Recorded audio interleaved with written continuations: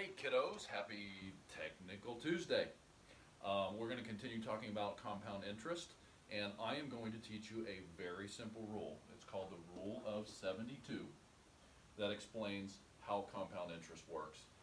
This may be taught in school. If it is like 5 minutes, and then that's it.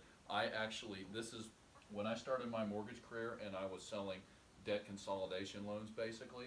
The first thing that I would do would be educate these grown adult homeowners with hundreds of thousands of dollars of debt sometimes in the Rule of 72 and why you want it working for you and why you don't want it working against you. So the Rule of 72 is very simple. You take the number 72, okay, and you divide your interest rate into 72, or your rate of return into 72. So if you have your money invested at 12%, okay, 12 goes into 72 6 times. Okay, so you know what that number 6 represents? That number 6 represents the number of years that it takes your money to double, okay? So if I invest $100 this year, it's 2017. In 2023, if I'm getting a 12% return, I'm going to have $200. And then in 2029, I'm going to have $400. And then in 2035, I'm going to have $800. So you want the Rule of 72 working for you, and you want it working for you sooner than later, okay? So the average return on the market since the inception of the market has been I think about 10.8%.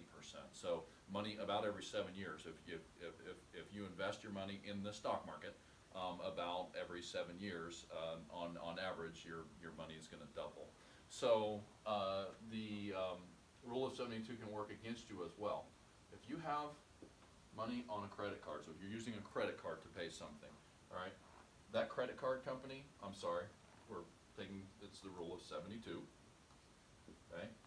The average interest rate that you pay on a credit card is about 18%, sometimes a little more, sometimes a little less.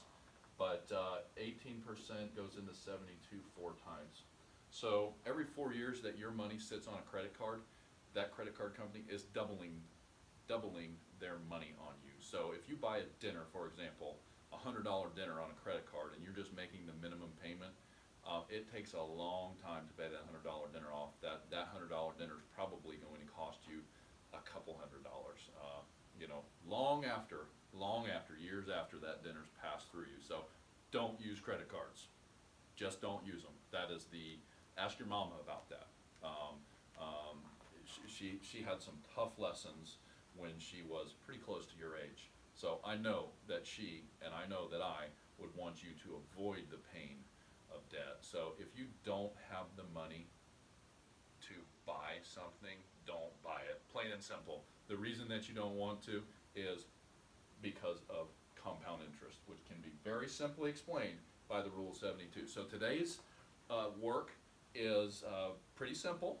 I have a couple of word problems for you where you are going to apply the Rule of 72 to fill in some blanks. So I love you. Jesus loves you. This is the day that the Lord has made. We will rejoice and be glad in it.